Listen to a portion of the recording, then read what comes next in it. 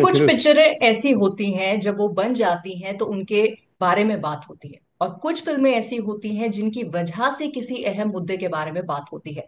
Z5 की recently release Mrs ऐसी ही एक फिल्म है जो कि रिग्रेसिव पेट्रियार्कल ट्रेडिशंस के ऊपर बात करती है। एक अलग लेंस से इसको पेश करने की कोशिश की गई है और हम सबके दिलों को ये छू रही है। और आज इसके ऊपर और ज्यादा बात करने के लिए हमारे बीच हैं पापा जी, एके हम सबके ओ, favourite versatile actor Kawaljeet Singh ji, जिनसे हम ढेर सारी बातें तो करेंगे। लेकिन सबसे पहले कवलजीत जी, बहुत बहुत स्वागत है आपका पंजाब केसरी नवोदय टाइम्स में। बहुत बहुत शुक्रिया जी, मुझे for having me. Thank you so much निधि।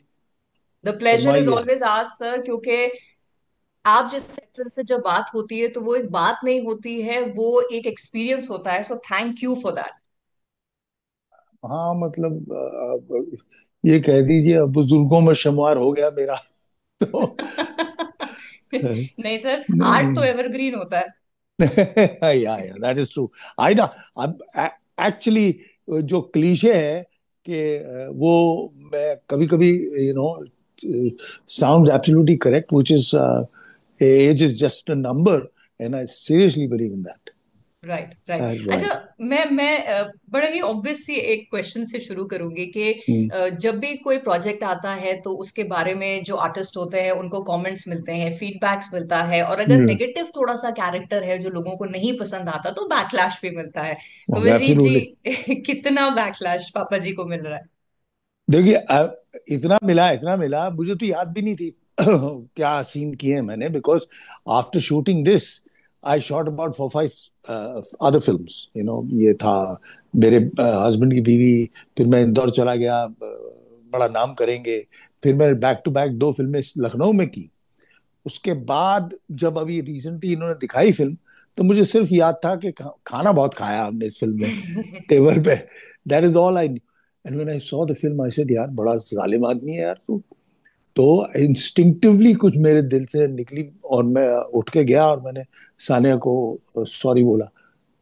वो भी हंस हंस रही थी कि भाई आप का तो कसूर थोड़ी है। मैंने कहा हाँ, कसूर नहीं है, पर मुझे एकदम ऐसा एहसास हुआ कि तुम पे बड़ा जुल्म किया है। अगर मुझे फिल्म याद होती तो अलग बात थी, एकदम it came in the face. So hmm. that's and of course it didn't go very well. Very well, matlab, people who know the craft and who understand the craft and cognoscenti are there. Cognoscenti, they of course were very appreciative of uh, the the process that went into doing this. It wasn't like the cliches that could have been done, right. like I always say, reinvent yourself, try and do something different. So, and there was another thing about the film which I must mention is that जो हमारी director थी ना, वो lady है, उसकी वजह से, आरती कारव की वजह से, दिस फिल्म में a whole new dimension came out. Hmm. वो है, और subtle and nuances all over the place. A man wouldn't have handled it so sensitively. ये है। बिल्कुल, और इसीलिए ना जो कमेंट्स ज्यादातर आ रहे हैं इसकी सटलनेस के बारे में ही आ रहे हैं कि आप बात कहने के बहुत तरीके होते हैं। एक होता है आप चीख चिल्ला के बड़े बड़े डायलॉग्स के जरिए अपने बात कहते हैं, और एक होता है कि एक हल्के से एक्सप्रेशन से ही पूरी बात, और हम्म ज्यादातर यहाँ पर एक्सप्रेशन से, साइलेंस से बात को कहा गया है। ये है। हाँ बिल्कुल बिल्कुल। तो जो पूरा बिहेवियर पैटर्न है, वो तो बिटवीन द टू सेंटेंसेस आता है।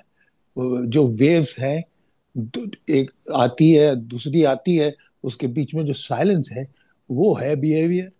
तो हम्म। इसी वजह से when I told the story तो मुझे कहा गया कि आप देखना चाहें देख लीजिए वो great Indian kitchen. I refuse. I haven't seen it till date, but I don't know how it's a very popular film, and some people are comparing it with ours and saying great things about the other one. But मुझे ऐसा लगता है कुछ behaviour जो होगा वो conventional होगा उसमें। हम्म। I didn't want to get into it and see it so that it lingers on in my subconscious mind, and I would probably unconsciously do the same thing. So I right. didn't want to, and that's why, and we did it on the mellow side.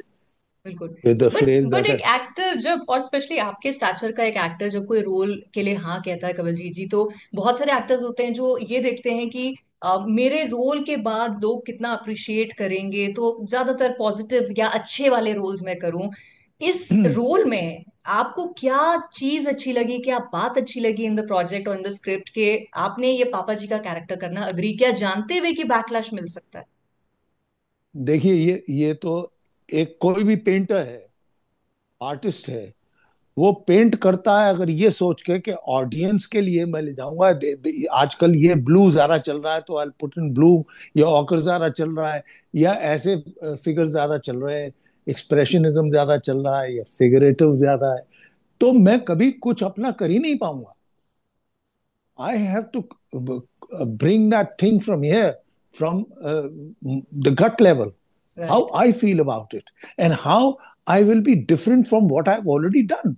That is the point. That reinventing keeps you going, keeps the fire burning, and keeps you interested in life and in your work. तो इसलिए मैंने किया। मेरे audience तो मेरे दिमाग में आया ही नहीं। वो तो मुझे जब गालियां पढ़नी शुरू हुई तब एहसास हुआ कि हाँ यार, इसमें तो गालियां पढ़नी ही थी।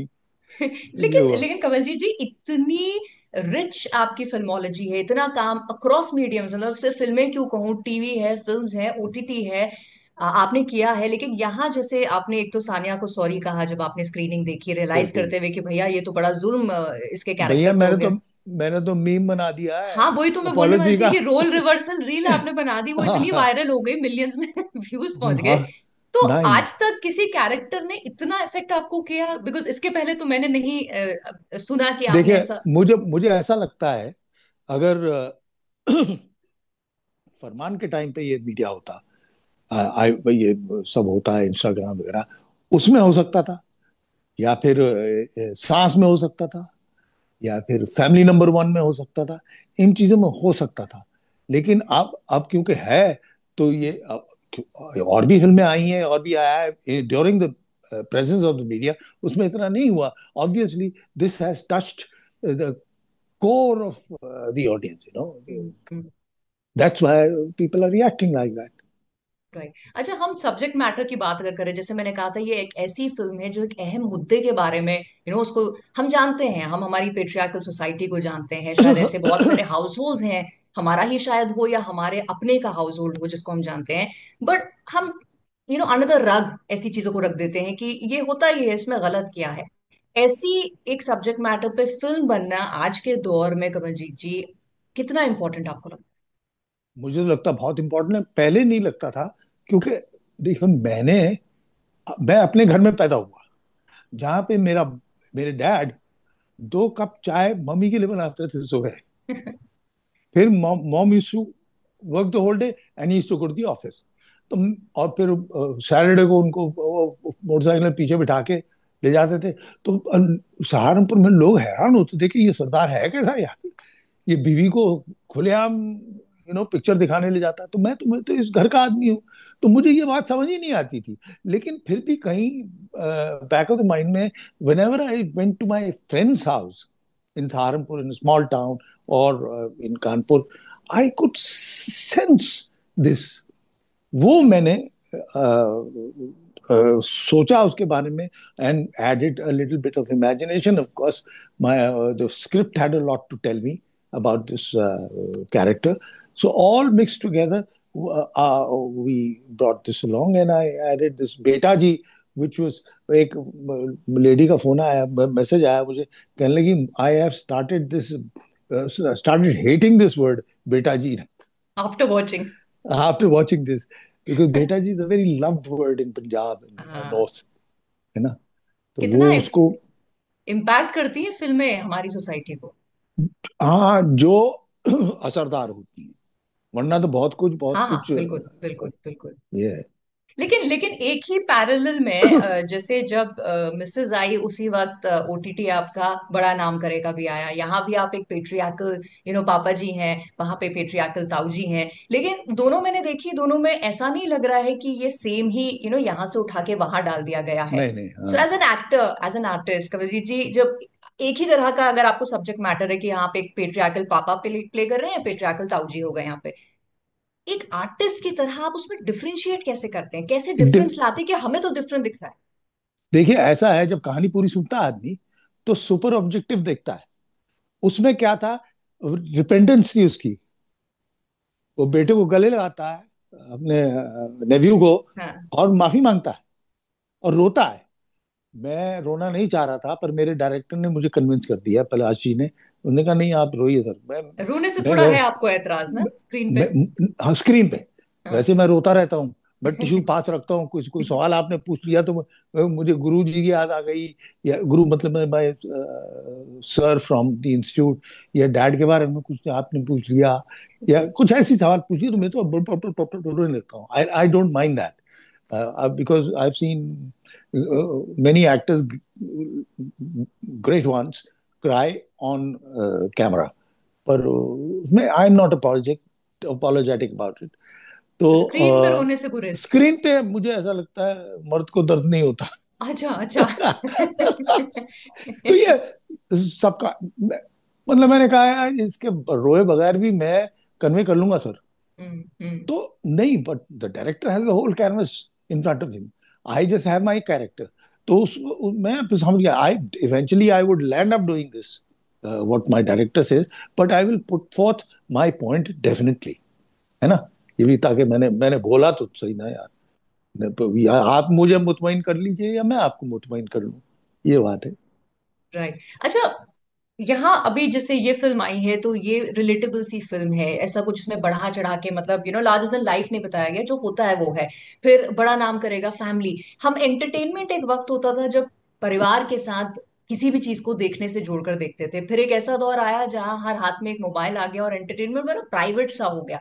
बट आपकी अभी ये जो एक फिल्म और एक ओटीटी आई है, ये दोनों वापस हमको उस दौर पे लेके जा रही हैं जब वापस एंटरटेनमेंट का मायने वही हो जाएगा, परिवार के साथ देखना। ये तो होता ही है। एक दौर आता जब बाहर भी टेलीविजन में आई तो लोगों ने कहा आप फिल्म थिएटर में नहीं जाएंगे लोग। फिर आई Godfather, it brought the people back in the theatre. तो ऐसे ही होता है, आया है। इवेंचुअली आदमी इकट्ठे देखता है, और ये कुछ कलेक्टिव ऑडियंस का मीडियम है, मैं ये समझता हूँ। ये ऐसा सिंगुलर मीडियम नहीं है बेसिकली, लेकिन हो गया था बिकॉज पीपल स्टार्टेड। एक तो मेमोरी बहुत शॉर्ट हो गई थी, इन्होंने छोटा छोटा क्लिप्स बनाने शुरू कर दिए। So from one station to the other you could watch it while traveling or whatever, you know. But right. now, yes, and also you would hide it from your parents because the content was such, है ना। बात बात में गालियां दे रहे हैं। अरे भाई, कैरेक्टर गाली देने वाला है, या ऐसे मोहल्ले से है, या ऐसे स्लम से है, या ऐसा है, तो फिर ठीक है, बट बार बार बार बार हम्म। तो कोई स्क्रिप्ट ऐसी थी नहीं, होती नहीं थी जिसमें गालियां ना हो। तो ये बड़ा अच्छा किया सूरज जी ने, जो सोनी ने इनफैक्ट के एक्सेप्ट किया। Sony approach them to make a बिल्कुल। थिंग, हाँ, regular Rajshri film for them, right. And I am doing very well, we have no regrets.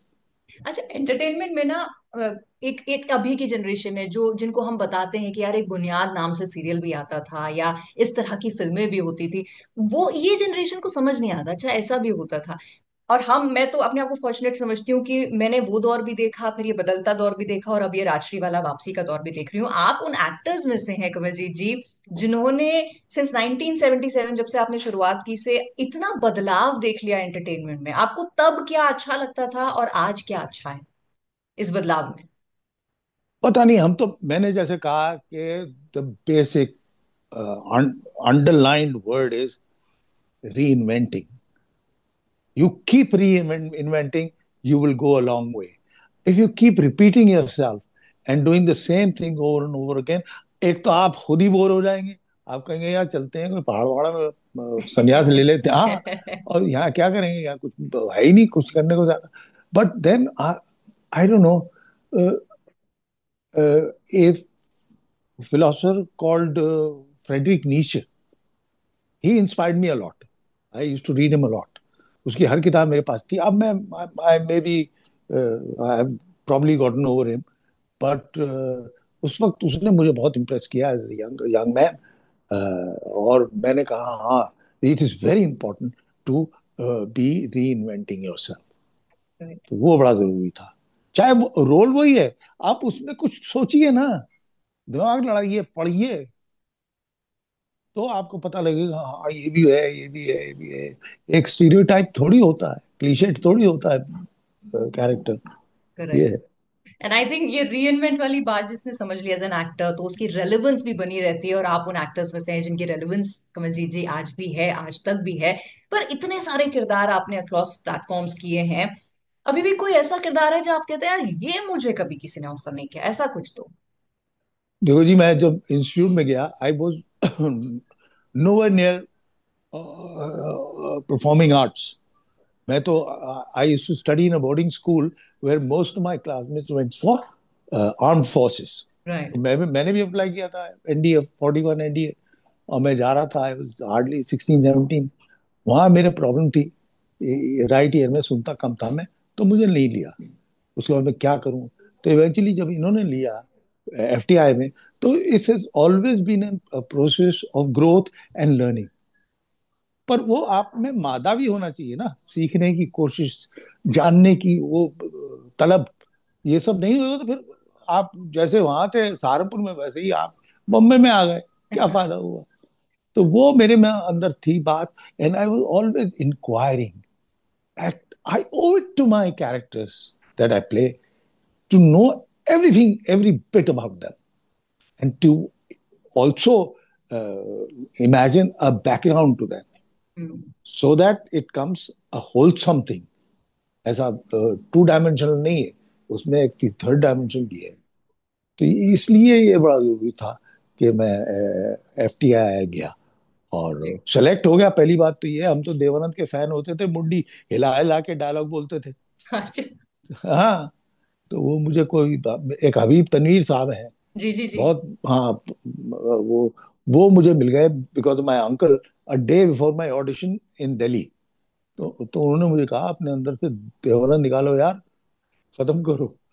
तो मैं, मुझे बात समझ आ गई, पता नहीं क्यों आ गई। तो मैं फिर सिलेक्शन हो गई, ये था। राइट। और फिर जन्म हुआ कवलजीत जी का, जिन्होंने इतना हमें एंटरटेन किया है। और बस हम तो यही चाहेंगे आप हेल्दी रहें और हमें बहुत सारा काम करके लंबे समय तक एंटरटेन करते रहें Kawaljeet ji. And wishing you very good health, and thank you so much मुझसे बात करने के लिए। Thank you so much.